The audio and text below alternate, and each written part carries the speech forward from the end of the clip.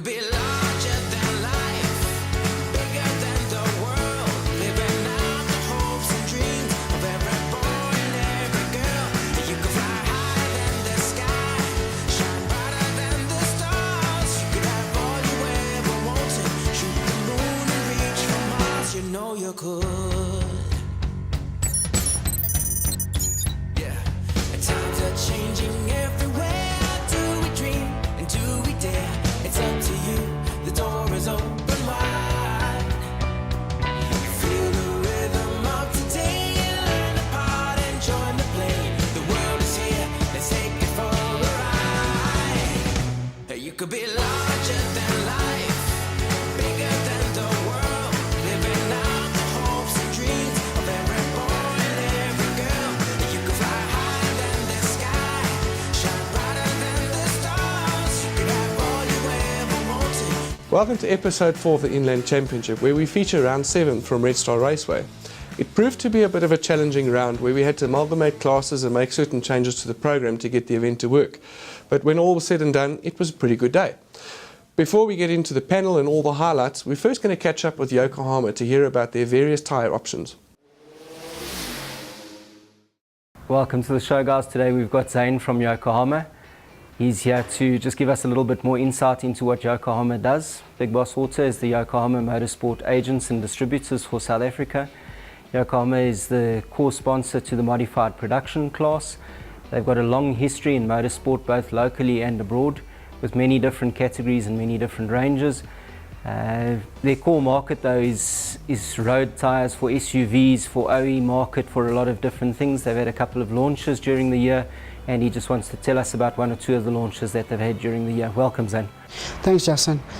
Before we start, I'd like to thank you for being a brand ambassador for Yokohama South Africa for the motorsport division. I think we've come a long way, and I think you're doing extremely well in the market now. And if I may say, carry on what you're doing, and yeah, we go to great avenues. Thank you very much. I think when we're dealing with a product of this kind of level, it makes it so much easier because we've got the confidence to work with it and know that it works and be able to have competitors come back with good feedback. Tell us a little bit about the Blue Earth 32s that you've launched. So ES32s was launched in July this year. It's the next generation eco-friendly environmental tire, which is branded as your Blue Earth technology. Yes. It has lightweight technology incorporated with the orange oil compound to allow for better fuel efficiency and better obtainable mileage. Okay. That's what I was going to say. Basically, to the consumer and the normal guy in the street, it's going to give him better mileage, good road holding, and it's mainly at high-end saloon cars, your BMWs, your OE market that you supply, Porsche, BMW, Mercedes, those type of things. Okay. Then you've also got the V701, which is an Advan range. That's the introduction to your performance range, am I right? Correct. So the Advan flavor V701 is the entry-level Advan series tire for the Advan range. It's been also launched in July this year, along with the ES32. If you look at the tire, it's more allocated to your racer market, your boy enthusiasts, sport enthusiasts, those type of guys. With the technology that was put into the tire, for example, your nylon cover from shoulder to shoulder, which obviously gives you much more extreme performance, road handling in wet weather and dry weather. So this tire is basically aimed at your hot hatches, your performance cars, guys looking for the better handling, better grip, guys that actually push their cars a little bit harder on the road. So it shows that Yokohama's got a range for your SUVs, it's got for the entry-level market. They've got the AD08s, which is your high-end, almost a road semi-slick. And then from our side, we do the full motorsport tires, which is your semi-slicks and your full slicks for different competitors in your different range. I'd like to thank you for coming in and look forward to a good year. Yeah, thank you very much. Thanks, sir. Mike, you've been part of the BMW series for a number of years now with a couple of different cars, and with the E46 you're in now, you're moving through the classes quite rapidly. What's making the difference? Is it just the car? The difference is just the car mainly, and setup and having more track time, and obviously moving out of Class D, you get used to driving with Class D guys and you're following people who are slightly slower. You break out of Class D, which is exciting, you go into Class C, you follow better drivers and their lines are a lot better, so you follow their lines and you become a lot quicker. And the challenge is now I broke into Class B, and now it's to drive with the Class B guys, and they're extremely fast. But you seem to be improving all the time though, regardless. Well, I set myself a goal. Every time I go to the racetrack, I set myself a goal to change the time within a second or two. I'm not prepared to race with the same time as what I did the previous race. Good. Okay. And what are you finding most enjoyable about your racing this year? I'm enjoying the bunch of guys we're racing with. I think it's a great club. The guys are really good to race with. The group that I'm racing in, that I've moved along with from Class C to Class B now, is very much the same guys, and we're so used to each other. We're one family. We drink coffee together, and yeah, it's a lot of fun. Good. It's great to be with great guys. That's the important word always, is fun. Fun. We have such a stressful job that you got to go somewhere to release the stress and have the fun. Correct. Awesome. Davy, you've participated in oval racing, legends racing and super saloons even as a youngster, and you're back in super saloons. How are you finding it this year? Our super saloons was quiet this year. It was started with a bang, but it's quiet this year, but yeah, no cars left now. And do you think that the changes to the rules for next year, going to a time-based system, will help? Yeah, I think so. It will bring more cars because they don't want to spend as much to run with, like go to other classes, and by spending the same amount you go up. And you can race literally any different car. It's not necessarily going to be a space frame or a monocoque or a turbo or whatever the case is. You think it'll help? Yeah, it will help a lot. Okay, fantastic. Rian, you're one of the real gentlemen in the race paddock, and always a pleasure to be around, but when on track things get pretty real. How's your season been going in the Peugeot? Well, we had a phenomenal year thus far, and my first year back in the Super Saloons, coming from a background of Silver Cup and so forth. It's been an awesome season, having 4 lap records for my first season back. And yeah, it's a lot of time and energy spending on the suspension and getting the car where it is today. Fantastic. And we see all the branding about the Blessed Wheels Car Club. Can you tell us a little bit more what is that? What do you guys get up to? Look, it's a bunch of guys and girls, let's say it like that. And then we are petrolheads. From 4x4, drag racing, circuit racing, you name it, we do it. And then at the same time knowing who's your king and so forth, and doing charity runs and just being there, just not for racing, but you can still be a racing guy, a petrolhead, and still believe in who our saviour is. Fantastic, that sounds great. Thank you very much. After the break, we catch up with the Bridgestone BMW Club Racing Series and Big Boss Auto Super Saloons, who raced together. It's round 7 of the Inland Championship. We head to Red Star Raceway in Delmas, and the Bridgestone BMW Car Club Racing Series will be combined with the Big Boss Super Saloons. We caught up with a long-time campaigner, Warren Dodd. Well, it's good to have you back in BMW Car Club Series. It's been a long time since you've been behind the wheel. Yeah, it's been about a year, to take time off to do work and other things, experience life a bit. It's tough out there at the moment, and as you can see, even with the field, a couple of guys not here this weekend, it gives you a chance to come back and maybe put it onto the podium. Yeah, well, I'm hoping so. We're going to see how the car goes. It's the first time out, done about 3 laps, so no expectations. And what do you think of the class? I mean, there are some very competitive cars out there. Euroff has seen a couple of new guys come in that you've never played with. Never, yeah. I mean, it's great to have such quality drivers and quality cars. It's a good look for us. So far, so good today? Yeah, not too bad. Good practice this morning, and I think the qualifying went well. We're going to look forward to the race. It's always fun here. It's going to be fun, particularly with it's a slightly smaller field than normal, but always good racing in amongst the BMs. Yeah, absolutely, and we're going to mix it up with the Super Saloon, so it's going to be fun. Okay, but that doesn't look good. Take us through what's wrong. It's not good at all. We've broken a right rear hub going into the bottom sweep. It's pulled the side shaft to seal everything out, so not an ideal start to qualifying now. Fixable or not? We've got a spare hub on its way, and then hopefully we can get it running. If not in time for the first race, definitely at least the second race. The Big Boss boys working hard to get Devon's car on time and on track. See whether that actually happens, but BMW are good to go, and we're going to head down toward turn number 1 now with them as the rolling start heads down there. Bridgestone BMW Racing Series into turn 1, clockwise here at Red Star. This is the second half of the season, so they run clockwise. In the first half, they ran anti-clockwise. We're on board here with Philip Smith. And look at Willie Erasmus having a look around the outside into turn 2. Here's a big look, and it looks like Mike Krobler might just be losing ground there. He just has to squeeze in. Oh, it's very close. Running wide and off the circuit, we got a car. That is not the way you want to be starting things out there, that is for sure. As we start now with the Super Saloons. No sign of the big boss Corvette, unfortunately. So it looks like it's going to be all plain sailing there for Amos Cockram Jr.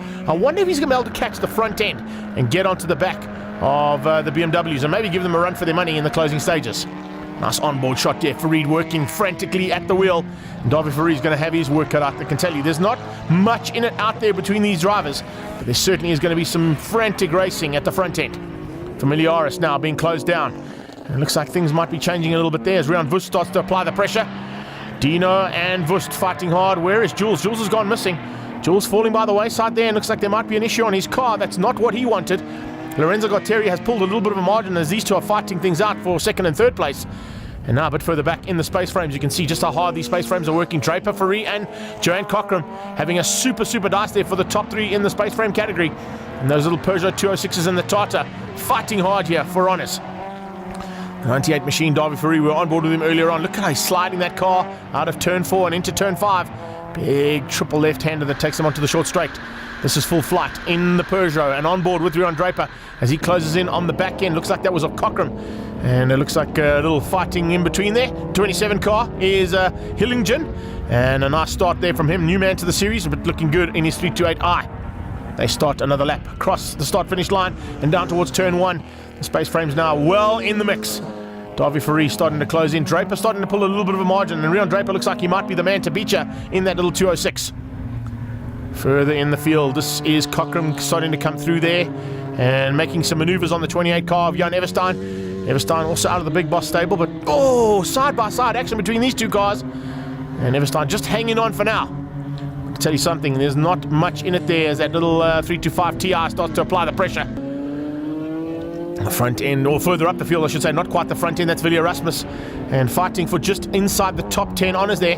The Lesavert car is being pressurised, and let's see whether or not that is going to affect him. Gobi in the mix there, and Willie Erasmus now going side by side. Have a look at JB Breert coming down the inside though, almost 3x3 into turn 1. And looks like the Liqui Moly and Big Boss car. Speed and Sound, of course, one of the big sponsors on that machine too. Problems on the sideline. There is Julian Familiaris. The number 1 car has parked on the side, and once again it looks like that limp mode has come into play. Amos Cockram Jr.'s car certainly not in limp mode, and the Black Cat is starting to fly. He's caught up onto the back end of Dino and gone through, so he's now in probably going to be second overall on the track. Looking up the road, I still don't see Lorenzo Gatteri, and is there going to be enough time there for Amos Cockram Jr. to possibly catch him and pass him? The battle continuing here between JB Breert, and I can tell you Gobi now has lost some ground. Willie Erasmus trying to keep that number 31 machine of JB Breert from coming through any further than what it is, but it's not going to be an easy day. Here comes Breert, we're on board with him. Has he got maybe just a little bit more underneath the bonnet? I think he might have. As they head up the long straight and onto the braking markers, the ELB construction machine sneaks up and gets through. Erasmus has to give up a little bit of ground there, but we'll try and keep him honest as they go through the flick-flack. That is Bridgestone turn, remember? And these Bridgestone tyres are working well here at Red Star Raceway. They come across the line. There's only a couple of laps to go now. Let's see what's going to happen here. Have a look at this little battle. This is a super battle. As you can see, Philip Smith fighting hard. It's not going to be an easy day in the saddle for him because he has got Antony marks all over the back of him.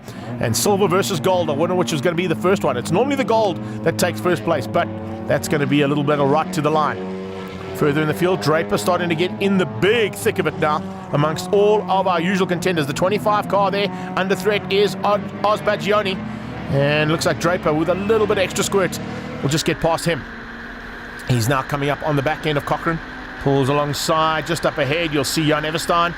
So 2 BMWs now being closed down by the leader in our space frame category. And it looks like in those Super Saloons, he's going to be a tough man to beat, Rian Draper. Further back down the field, you've got, of course, the hard-charging Davy Faree and Joanne Cockram. But they don't seem to have an answer to Rian's pace here this weekend. Speaking of pace, let's have a look and see what's happening in this little mid-pack battle. Yet again, the 100-car of Grobler fighting hard. He goes through and now starts to look to close down on JB Brett and Billy Erasmus. He hasn't quite got it just yet. Gobi keeping him honest, and wow, good driving there from Len Henry. Keeps him out. The Lesavert car just maintaining a little bit of a margin heading into turn 2. 9-3. You've got that 100 car all over the back of you, and Grobler means business. He wants by, and he wants by in a big way. Here's Draper closing in, and it looks like he's now found his way up to the front end and onto the back end of Jan Everstein. Shouldn't be too much of an issue here under braking. Slightly lighter car, a little bit more nimble.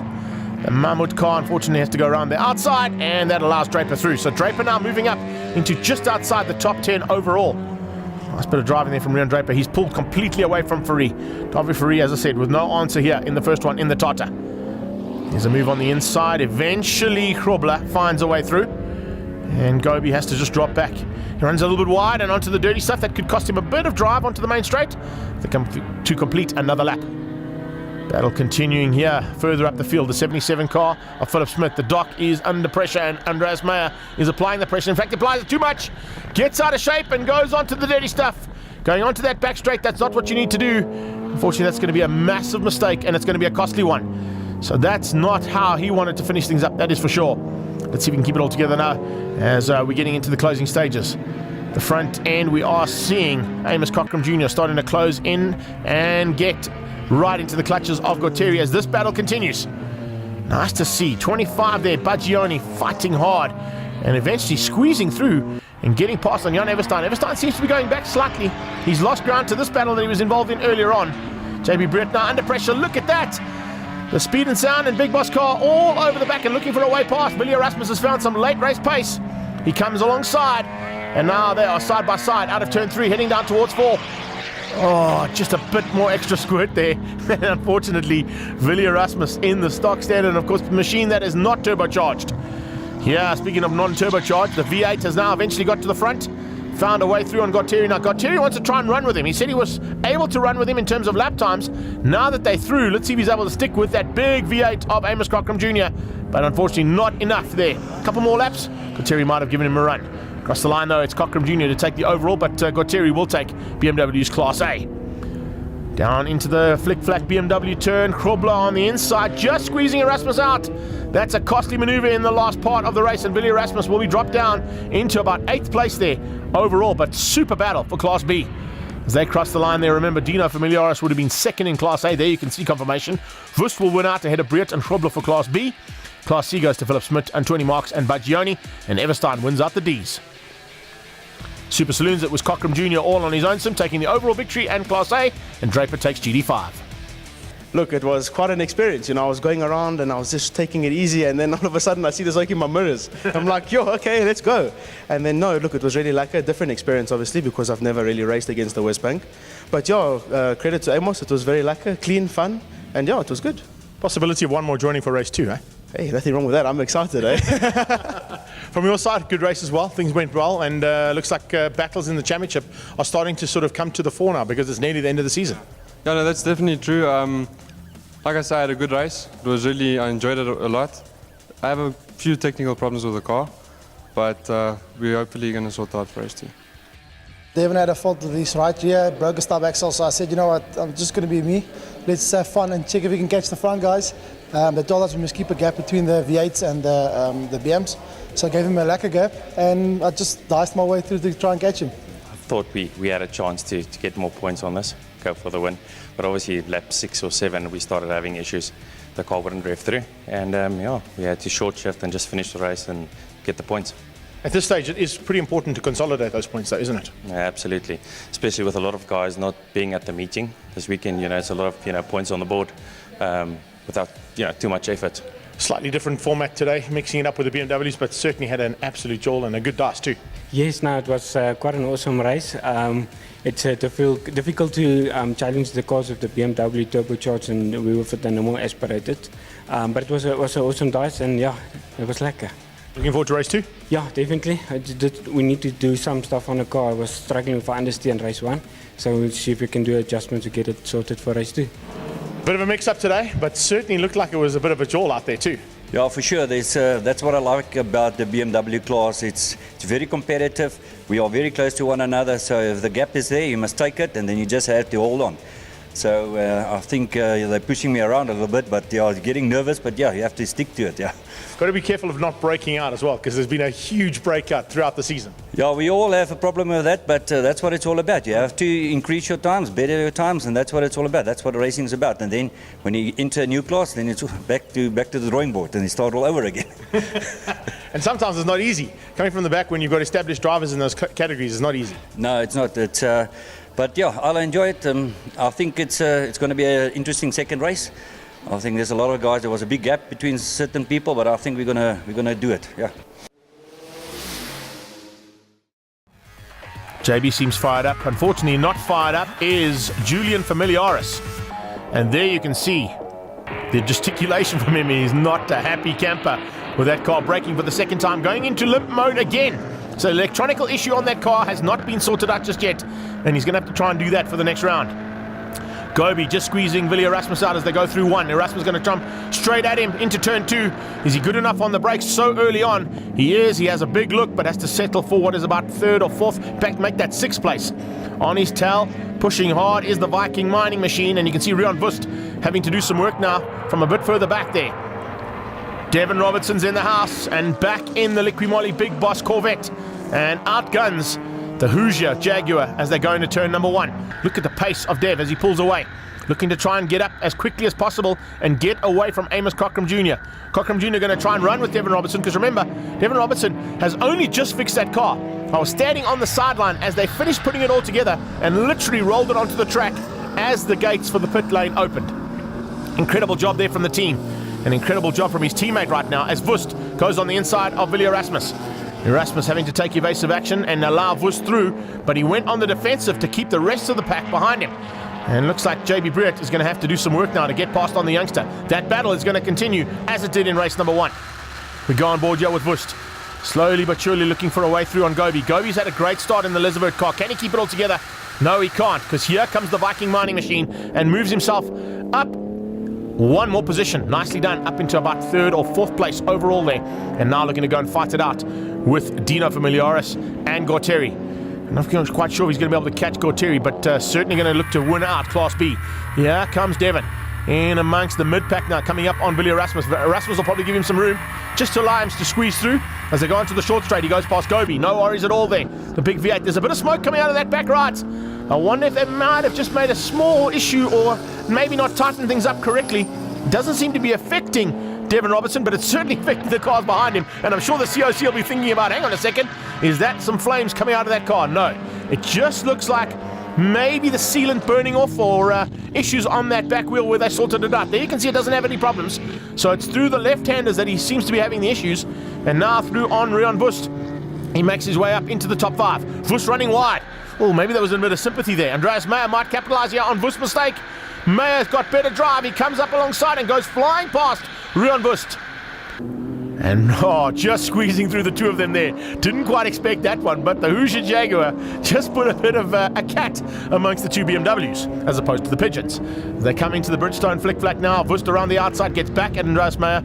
So it looks like whatever issue he had heading onto that big long straight, the N4 highway, he got sorted out.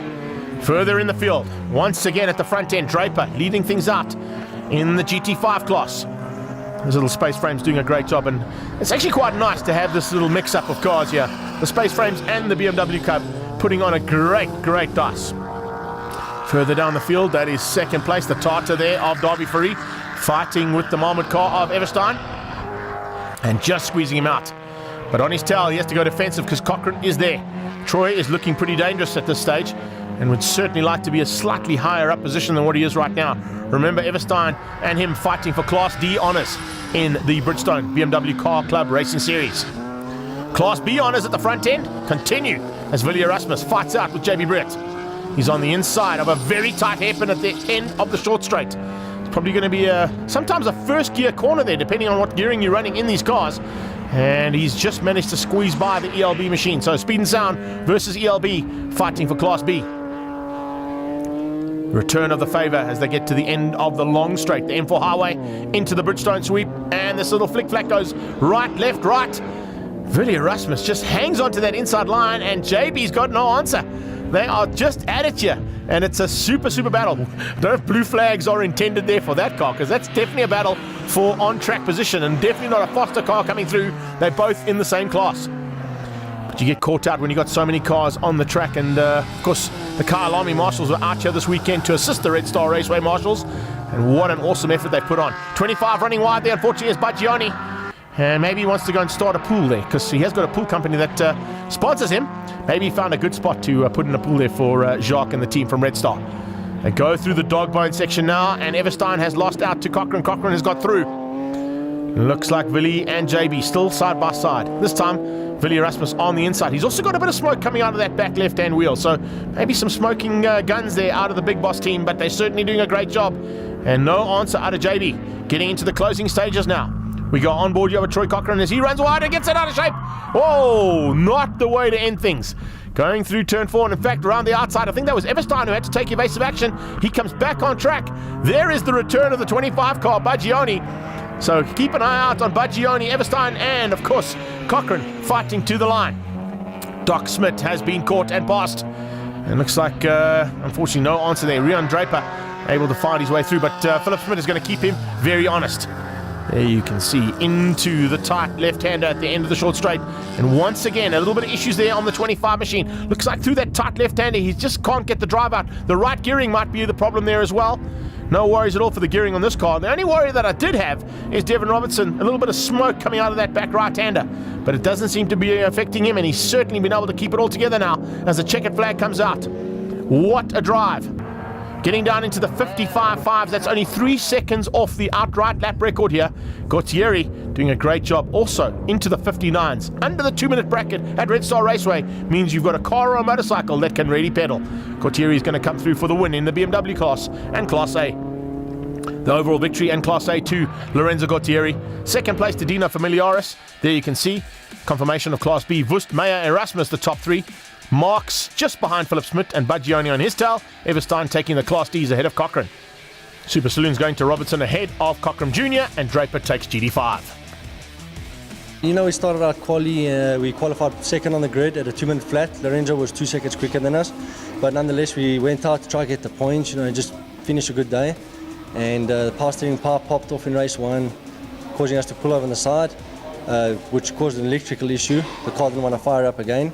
Race 2, we fixed the pipe and went out again. As we left the pits, the electrical issue fired up once again and sat and watched the race from the sideline. But you know, it's part of racing, and just like to thank everyone for their help, and to all my sponsors, Tower Crane Services, LubeNet and SafeSpeed for their teamwork. Willie was very consistent in his corners, whatever. I can't just get past him. There was one chance, and the road's a bit narrow around the corner, so I was a bit pushed off there. But yeah, well done to Willie. He really pushed hard, and I could see him in front of me pushing very hard. What an awesome race. I mean, I sat around at the last 5 minutes. You were putting that thing together, putting in the seals. Everything went well. And then a little issue, got it sorted, got on the track, and blew them away. Yeah, well, the car actually held. It did 8 laps for a change. A big up to all the crew. Rods, my dad's just putting in stupid effort there going in. Uncle Al, I don't think anyone realizes how much effort goes into putting a car on the track within 5 minutes and making sure that it actually wins the race. But like you said, we had a faultless race. Seal popped out in about the 3rd lap and it started smoking, getting worse. But it wasn't anything that I was worried about, because I could see it stopped and then it carried on and stopped, carried on. So I'm happy we took some points, even though we know we're in the championship, but it was a good ending to a good day. Stephen, Giles, very different backgrounds from where you are now. You were in monoposto and Formula V, and Giles and your brother in superkarts. Are you finding Legends was a bit more challenging than you perhaps expected? Yes, a lot more challenging. These cars are not like conventional race cars at all, and we're there for the challenge. You know, these cars are the most equal form of racing I found around, and we're going to try. Okay. And for you, Giles? Yeah, well, you know, going from sort of 101s all the way back to 116s, it is a bit tough. The cars are a lot more different to a supercar. A supercar, it literally drives itself. You know, these ones, there's a lot of work, but the great thing with this is there's fun to be had, whether you're in the front, the middle, the back. It doesn't really matter, you know, we're having a good time. The Ziegler branding is quite prominent in the team and on the cars. Who is Ziegler? Give us the background. Ziegler was started by my brother Sean Moore, and he also he loves his racing, and he's involved his company in it, and we've just, ever since we started, it's just been Ziegler, whether it be a supercar, the Legends, whether it be a Mustang down in Cape Town now. That's it, you know, we like to get the name out there. Fantastic. And what does Ziegler do? Ziegler's a freight forwarding company, so any advertising we can do for them is always good. Yeah. Good. Helps pay the entry fees, I guess. Yeah, for sure. And your season's been a little bit turbulent. What's been going on? For some reason, I'm not gelling well with the car. I've been breaking engines. I've had accidents. It's just been one of those things, you know. Some years of racing are easy and some are tough, and I suppose this is one of those tough years. But that's what we call motorsport, isn't it? No, for sure. I think the cars are a lot different. You know, they handle different, they rev different, and you know, we have our teething problems, but this is just the first year, so we'll see where we go. Next year will be different. Fantastic. Let's hope for better days. Well, let's see if Red Star went any better in the INEX Legends Championship. Legends, and what a championship we've had this season. A couple of new contenders heading to the front end. And even if you've got the likes of Wayne from Big Boss tinkering on your car, it's tough to win.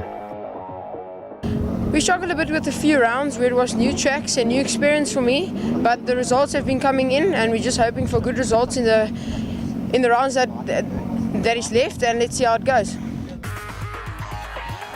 Time to get the cars on track now and ready to go for race 1 of 3. Heading down towards turn number 1 as they all start to fan out. It's 3x3, sometimes 4x4 to try and go into turn 1. This way round, of course, makes very interesting racing as we go on here with Unruh Stadler looking straight back into Altenbow and Willie Erasmus's shot. Erasmus going to go try around the outside of the young lion and find a way to the front end. He hasn't been able to do that just yet. They're still 2x2 as they go through into turn number 4 now. Incredible action here.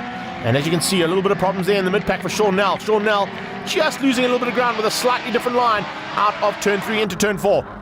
On board with Richard Upton as he starts to make his way to the front. Expect to see this man right at the front by the end of this lap. He has been the find of the season, and Upton has certainly got something special. It's being prepped and looking very tasty as they head down onto the bottom end of the short straight. Upton up into second place. Sean Nell around the outside of the young lion Altenbow, who's now snuck ahead of his stablemate and got through on Willie Erasmus. So top 5 starting to be closed down there by Charles Roux. Charles Roux not too far off the back end of Erasmus as they go into the dogbone section, and right behind them Manus du Plessis. Shell Nell also not too far off the back end of this pack, but it's so tight amongst these drivers, and in fact all of these drivers well within lap record pace here. So Devin Robertson's lap record around this circuit might be broken today. We're in ideal conditions. Good move on the inside from Charles Roux. Charles Roux now coming and squeezing out Erasmus. Erasmus falling into the clutches of Gerard Roux, who is not too far off the front end. Look at how tight it is. Really, there's only Richard Upton and Unruh who've got away, but the battle for third place continues here. Altenbow looking for a third place overall and the win in the Young Lions category. They head now into the dogbone section. On the sideline, just saw Steve Levine's car. That's a big pity there. Not quite where he wanted to be finishing up the first heat, that's for sure. The 191 of Manus du Plessis applying pressure as well now. Here comes a big charge. Upton in the front. Stadler is second. They've got away from Altenbow, but the reason they've got away is that these 5 cars are fighting so frantically amongst each other, they're actually starting to slow each other up. Sean Nell in the back end. He's got Manus right there and Gerard Roux. Gerard Roux looking for a way through. Speaking of a way through, that's definitely a good opportunity and a great overtaking maneuver there from Willie Erasmus going through on Altenbow. Altenbow now looking to return the favour. In fact, he has to go defensive and doesn't quite make it stick. Up the inside comes Charles Roux. Can he? No, he can't. Alton was very late on the brakes. I think he might have been too late. He's run wide and the 23 machine sneaking through. So our top master makes his way into the top 5 and beats out Altenbow. Checkered flag is out though, and Upton takes the win. Stadler comes through for second place. It's Erasmus in third, the top 3 in the pros. Masters goes to Roux and Altenbow takes the Young Lions. Yeah, once I got to the front, managed to maintain the gap. The start was a little bit iffy. I mean, there are cars everywhere, but I'm just super chuffed with how the race ended up. Hey? Sefi Fourie Jr. is doing an incredible job there on Upton's car. Let's see what it does this time in race number 2. It's Charles Roux that looks like he might get the whole shot. No, in fact, just getting through there was Marnus du Plessis. So Marnus hangs on at the moment. Roux on his tail. And hello, it's Upton, already there into third place. He's got a very, very quick Gerard Roux on his tail. Then you've got Billy Erasmus. Behind them, Johan van der Venter with a much better start there in the AutoZone machine. And he's just behind Shale Nell, also with a fantastic start. Giles Moore, first man up there as well. And looking very tasty for a semi-pro podium. This is the view of Upton as he closes in on our top man. And I don't know if there's going to be any answer here from Marnus du Plessis once we get onto the short straight. As I said, Sefi Fourie Jr. has worked frantically to get this car to perform this well. And we're seeing incredible lap times coming out of Upton. And if that's the kind of pace he's got, he's going to be a tough man to beat as they go down onto the hard braking point. And oh, too hard coming out of Roux. Roux just gives Upton a little tap. Fortunately, he caught the car. It costs him the first position. Billy Erasmus now hits the front. Great bit of opportunistic driving there from Erasmus as he saw the maneuver and the mistake coming out of Charles Roux. Roux has fallen right by the wayside and unfortunately has had a big mistake there. Cost him about 5 positions. 191, our early leader, sits in third place behind Billy Erasmus. So it looks like Marnus with some work to do now. Erasmus is hounding Upton though. It's certainly not going to be as easy as what it was in the first one.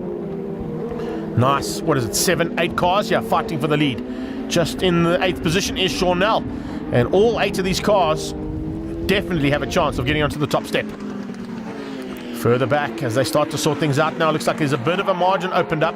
Alton Bow has joined the pack, but a little bit late for my liking, unfortunately for the youngster. He's doing a great job there. But as I said, that gap has now opened up. There is the gap. Gerard Roux looking to go through for what is going to be third place, but not going to be made easy there from Charles Roux. The 2 Roux don't make a right. And it's certainly through that right-hander, one of them has to give way. It looks like, unfortunately, a little bit of issues there for Gerard as he falls by the wayside and in behind Marnus du Plessis. Only there might be a small issue on that car. He was firing a bit better and now starting to lose some ground. He's made it back up again, but is there enough time? Marnus du Plessis hanging on, looking for a way through. He has a big look, goes side by side with Charles. Charles on the inside line though in the 23 machine. And that Dodge might just be able to squeeze out the Ford. Yes, it does, only just. Wow, very tight racing as they go into the Dogbone section of Red Star Raceway. Coming into the closing stages now, the battle continuing. The Roux and du Plessis fighting hard. No inch or even a margin of error here, except if you do that. If you run wide in an NX Legend, it's going to be exceptionally costly. And look how bad it is. Coming into the Bridgestone flick-flack now. It's du Plessis ahead of Charles Roux. Charles Roux starting to come back at him though. And unfortunately Gerard Roux fallen by the wayside. Alton Bow looking to maybe pounce on him and capitalise from that mistake that was made in that lap. Gerard has lost ground. Marnus du Plessis is now leading things out for the battle for 4th. Charles Roux looking for a chance to get ahead of him and maybe just make it onto the final step of the podium. He's done it. He squeezes him out. A little bit of wide running there from du Plessis, and that's all you need. The flag is out for Upton. There was no issues for him at all. He takes the win in the Pro Class ahead of Billy Erasmus, and Henri Stadler comes through for 3rd place, but right down the field overall. Masters goes to Roux, semi-pros to du Plessis, and Young Lions once again to Bow. 3rd race. Here we go down into turn 1. Oh, it's 4x4 to turn 1. Johan van der Venter in the AutoZone machine has a big answer to try and make there. It's not going to be easy, that's for sure. A nice start though from Sean Nell. He leads things out as they go into turn 2. Nice start as well coming out of the AE machine there, but not such a good one from Alton Bow. He spins out. Jooste with a super start. Bow with some work to do. Have a look at how far back Alton has fallen. So I don't know if he's going to be able to make up enough ground to possibly do any harm to the front end. As I say, the AE car got a good start. He then goes and messes it up, so apologies there for the commentator's curse. Jooste now to the back of the field. Making his way to the front slowly but surely is Upton. Can he go 3 for 3 here? Find a way through on Shell Nell first, and there it is on the inside of Nell. Andrew going to try and go with him. Shell trying to keep out Andrew Stadler. That's not an easy thing to do as they go on to the big N4 highway. Massive long straight. Richard Upton in full flight here. His motorcycle engines will probably be close to 200 k's an hour before they get onto the braking markers here into the Bridgestone flick-flack. Upton hitting the front and squeezing everybody else out and behind him. So he's now back to the front once again, and I'm sure that Siaf Farid Jr. is going to be happy with the performance of the car that he's put together. Billy Erasmus is slowly but surely making his way to the front end as well, and looks like he's just put in one of the hottest laps of the race. We've seen a 2-minute 12 coming out of Richard Upton. That's a new lap record, but we've seen a 13.8 out of Billy Erasmus. That's a personal best out of Billy, and he's slowly but surely getting to the front and looks like he might be in with a shot of taking second place overall. Eventually, the leader has been caught, and it took a 2-minute 12.5 to get through on the hard charge from Sean Nell. Sean Nell going to try and hang in there for a possible podium position. Billy Erasmus coming under braking, looking to close down. 191 is the next car in sight, and our semi-pro Manus du Plessis might be caught and passed by Billy Erasmus. Erasmus running slightly wide, just a slightly different line there, but you can see that Gerard Roux was trying to use that line to his advantage and ran with the youngster. Gerard Roux and the 23 car of Charles Roux at it again. Man, these guys hold nothing back, do they? There comes Erasmus on du Plessis. He eventually finds a way through at the end of the long straight and into the flick-flack. He's got up to third. Can he get to second? Got to try and catch Sean Nell, and it looks like Manus du Plessis wants to go with him. In fact, Manus du Plessis and Roux want to go with him as they go 3 by 3 down into turn number 1. Roux's on the inside. Can he make it stick? He forces Erasmus onto the high line. Erasmus hangs on there. There's enough grip out there, particularly with these semi-slicks that these guys run. And no worries at all. Erasmus hangs on. Late braking and another mistake. And he runs off the circuit again. That's the second time we've seen that mistake out of Charles Roux. No mistakes out of the man up front, though. Upton got to the front end, broke the lap record and took 3 for 3. Pros going to Upton, Erasmus and Nell. Semi-pro to Manus du Plessis. The Masters to Charles Roux. And once again, Young Lions, 3 out of 3 for Alton Bow. The track was absolutely perfect. It was the best conditions we could ask for. You had grip, you had the temperature was perfect, the motors were running at optimum. It was incredible. It's one of those races where you didn't want them to stop. Everyone did some of their best times today. So today for us was absolutely fantastic. It was one of the best race days we could ask for. Up next, highlights from the Yokohama modified production cars. As always, in the Yokohama MPCs with Silver Cup and SRA combined with them now, the battle at the front is between Hondas, Nissans, and of course those Golf Mark 1s. And one of our top contenders in Class B is Jordan McGregor. Jordan, it's been a pretty interesting weekend so far, a little bit of car setup out there, and it looks like things improving all the time. Yeah, there's a bit of understeer in the corners, a lot of driving around the understeer. And now we're just doing more setup to get the car to pitch better, and yeah, we're hoping for a good race in race 1. The high-tech racing man taking us through exactly what needs to be done, but he's got a battle of note expected at the front. Keep an eye out on JB Breert coming through in that Nissan 300ZX of his. Paul van Niekerk, Keegan Pottis and Shane Kroon in the Golf 1s, all fighting hard there. Giles Derrick will be there too. Here we go!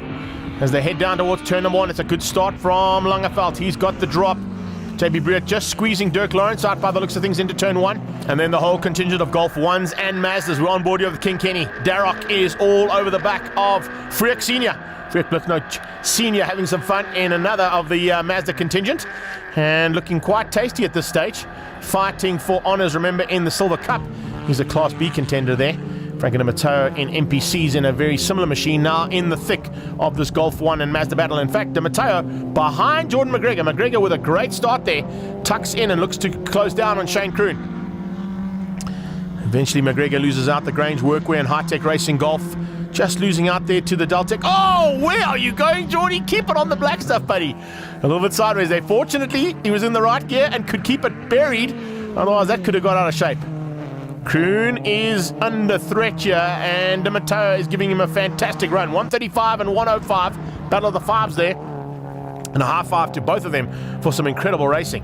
Darroch's got a problem. Giles Darroch pulling to the sideline. That's not what he wants to be seeing, and falling by the wayside there slowly but surely.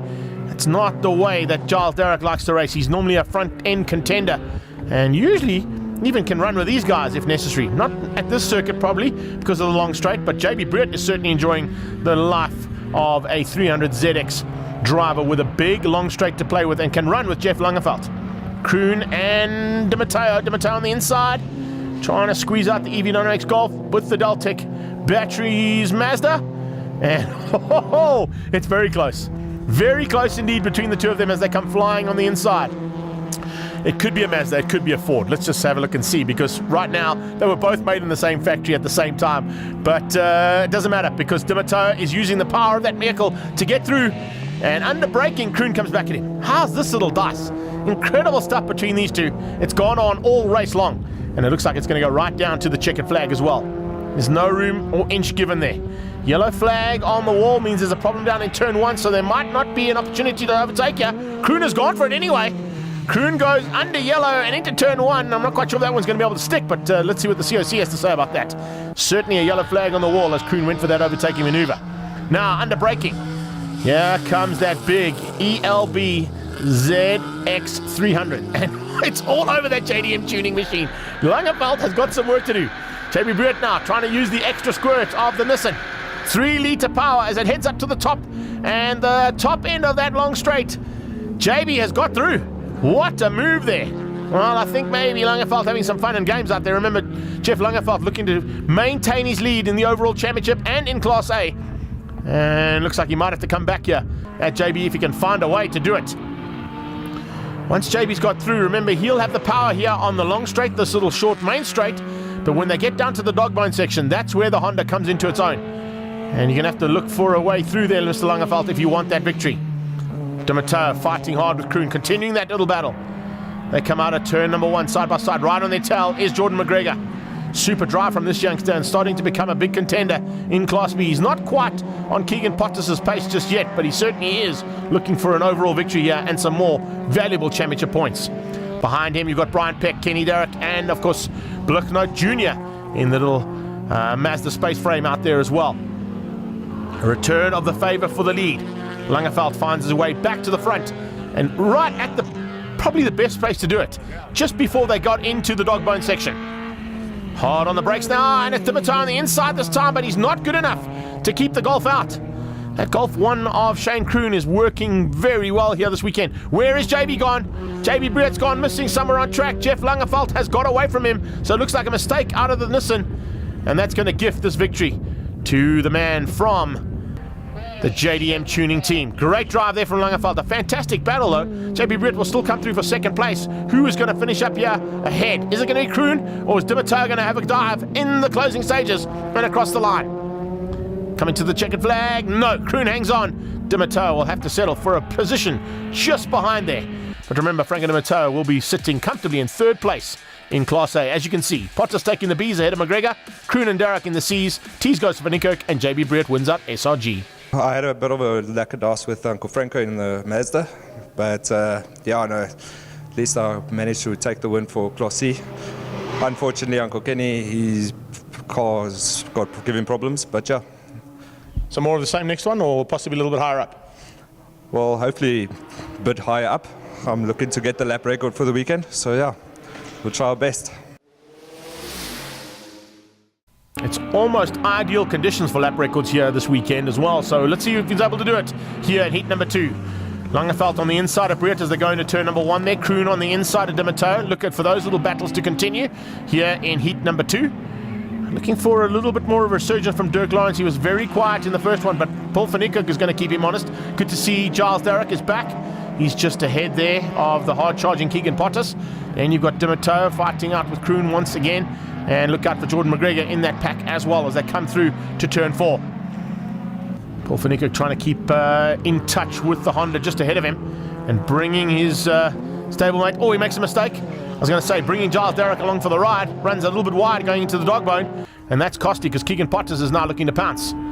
Once again, a little bit of additional power from the 3-litre as it goes up that long straight into the Bridgestone flick-flack. And a good move there from JB, but has he been able to make it stick? No. Jeff keeps him honest and forces him wide through the second part. And now maintains, but he's on the inside line now for turn 1. Can he make it stick down into turn 1? Let's have a look and see. JB Breert going to be late on the brakes. Langeveld knows he can play around with him a little bit.